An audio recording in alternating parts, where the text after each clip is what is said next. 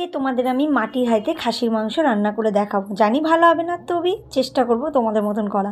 তো প্রথমেই মাংসটাতে আমি একটু দই মাখিয়ে নিলাম। তো অনেকক্ষণ ধরেই মাখিয়ে রেখে দিয়েছিলাম, শর্টে দেখিয়ে দিলাম। তো দইটা মাখিয়ে 10 মিনিট মতন আমি ঢাকা দিয়ে রেখে দিয়েছিলাম। তারপরে মাটির হাঁড়িটা আমি গ্যাসে গরম করতে দিয়ে দিলাম। তো এইভাবে করে না মাটন, আমি এইভাবে করছি নতুন করে। তো তেল গরম হয়ে গেল, তেজপাতা দিলাম। এবার দেখো আমি কী কী উপকরণ দিয়েছি। পেঁয়াজ, লঙ্কা বাটা, টমেটোর কুচি, আদা রসুন বাটা, চাল মগজ, দারচিনি, লবঙ্গ, এলাচ, তেজপাতা, বড় সাইজের 2টো তেজপাতা, আর একটুখানি সামান্য ঘি ব্যবহার করেছিলাম, এটা এখানে দিইনি। আর একটা গোটা রসুন ব্যবহার করেছিলাম, সেটাও আমি তোমাদের এখানে দেখাইনি। তো চলো কীভাবে রান্না করছি। জানি এইভাবে রান্না করে না, আমি একটু আজকে অন্যরকম রান্না করলাম। এই যে তেজপাতাটা গরম তেলের মধ্যে, আর দারচিনি, লবঙ্গ, এলাচটা যেটা ছিল সেই হাঁড়িতে আমি গরম তেলে দিয়ে দিলাম। তো এটা একটু ফুটলো, তারপর পেঁয়াজগুলো দিয়ে দিলাম। পেঁয়াজগুলো দিয়ে একটু নাড়াচাড়া করলাম, অনেকক্ষণই নাড়াচাড়া করলাম যাতে একদম লাল লাল ভাবটা চলে আসুক। তো আমি একদমই এটা অনেকক্ষণ ধরে ভেজেছিলাম। ভাজার পরে মাটির হাঁড়িতে অ্যাকচুয়ালি সব কিছু মাখিয়ে ভাপায়, কিন্তু আমি আজকে একটু যেভাবে কড়াইতে রান্না করে সেভাবে রান্না করেছিলাম। দেখলাম এইভাবে টেস্টটা কেমন হয়।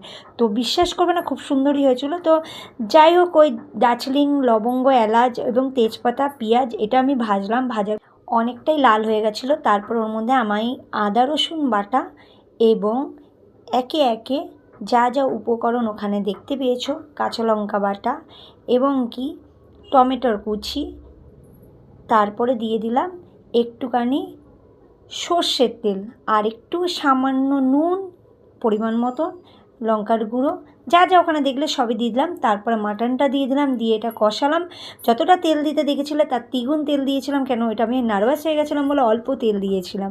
তো এবার চাল মগজ এবং পোস্ত বাটা ছিল সেটাও দিয়ে দিলাম। দেওয়ার পরে অনেকক্ষণ ধরে কষালাম, কষাতে কষাতে কষাতে কষাতে একদম গাঢ় হয়ে গেল, কিন্তু গন্ধটা সেই ছাড়ছিল।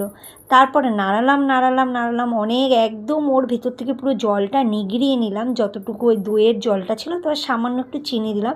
এটা একদমই আমি কড়াতে যেভাবে রান্না করি সেভাবে করেছিলাম, কিন্তু এই যে গন্ধটা, এই যে ভাপিয়ে উঠে যে গন্ধটা খাসির মাংস, জাস্ট অসাম, বলা যাবে না, দারুণ হয়েছিল। গন্ধটা তো বিশাল। এটাও একরকমেরভাবে আমি রান্না করলাম, দেখলাম ভালোই হয়েছে, খারাপ হয়নি।